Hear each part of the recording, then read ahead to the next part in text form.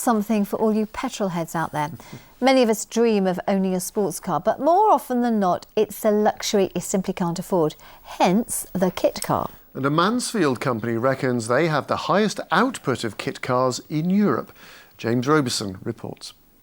Out of the production shed and out onto his own test track. Stuart Mills, director of MEV Limited, shows me the Exocet. Remind me, what does MEV stand for? Oh yes, Mills Extreme Vehicles. In 2003 we started building these. Demand is steadily growing. No weather protection though. Stuart's loved sports cars since boyhood. Many years ago I was inspired to develop my own kit car because basically the one that I wanted that was in my mind was not available on the market. I wanted something that was not off the shelf, something unique, so the only way to do that is to design your own, and that's what I did.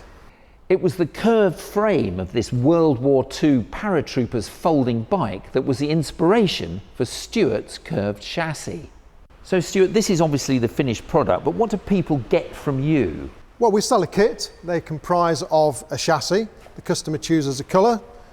We then provide the fiberglass panels, all finished in a colour choice. They then get the bolts, the rivets, the brake pipe, the aluminium sheeting, everything the customer needs to build a car apart from the donor, which will come from a Japanese sports car. They'll strip the engine, gearbox, differential from that, bolt it into our kit, and then they have a car that's much lighter, stiffer, and obviously a lot faster. Usually with the older Japanese cars, the mechanicals are perfect even after they've done a couple of 100,000 miles and the bodies start to rust, they fail the MOT, they're perfect donors, so we're recycling those.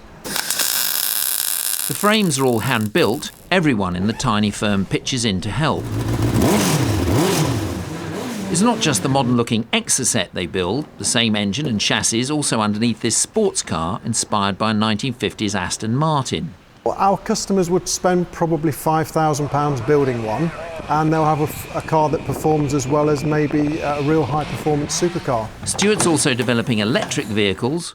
Derby University students have developed a body shell design for this electric trike, but for the moment it's good old petrol that's powering vehicles. It's the most successful kit car now in the UK. They also sell in the States, Canada, Australia, New Zealand.